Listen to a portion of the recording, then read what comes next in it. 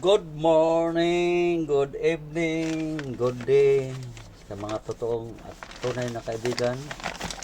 Yan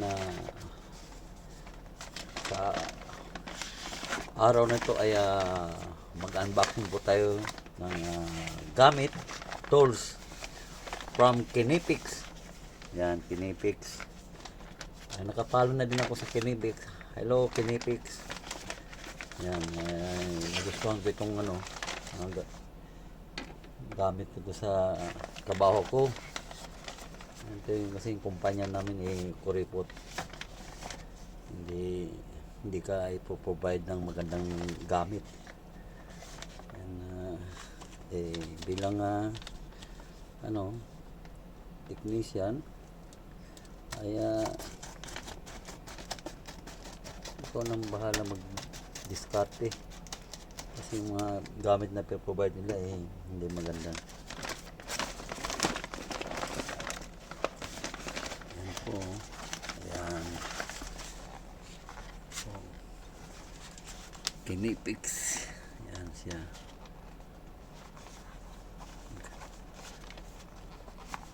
Nung nangyari nito nung in-order ko to hindi daw ma-locate yung address ko.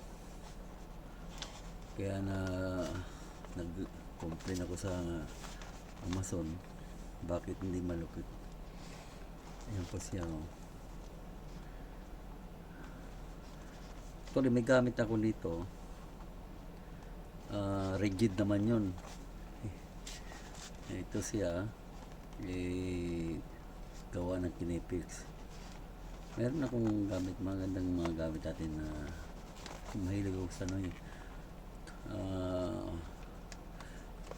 tool collector ako mahilig ako mangulikta ng gamit, ng tools ba, kaso lang hindi kaya ng kasi may kamahalan, kaya matagal pa. Mag-iipon muna tayo bago magkaroon nito. Gusto ko itong review nito kasi maganda. Yan po, bubuksan na po natin ito. Yan si Kinepix.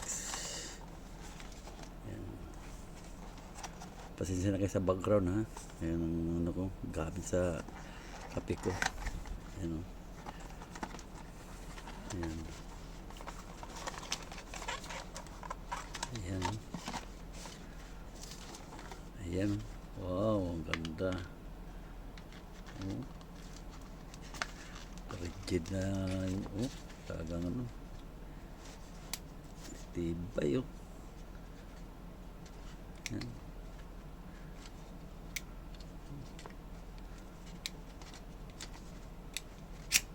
Ayan ang pag-adjust nito.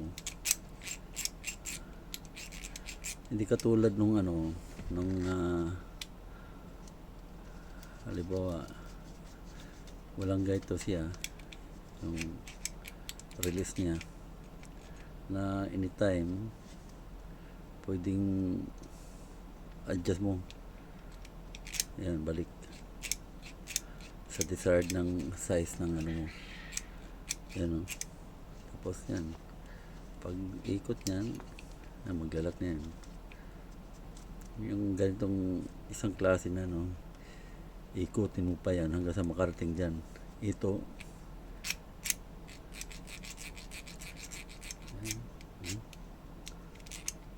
diba?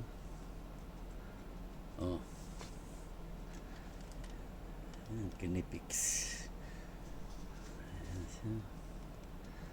Ayan, pwede ko na ito magamit at ito yung spare niya. Nandito yung spare niya, spare wheel, cutter wheel. Yan andyan siya sa loob. Pagka medyo nabuhongi pero matagal pa to kasi meron akong gamit na local tagal na ito maganda to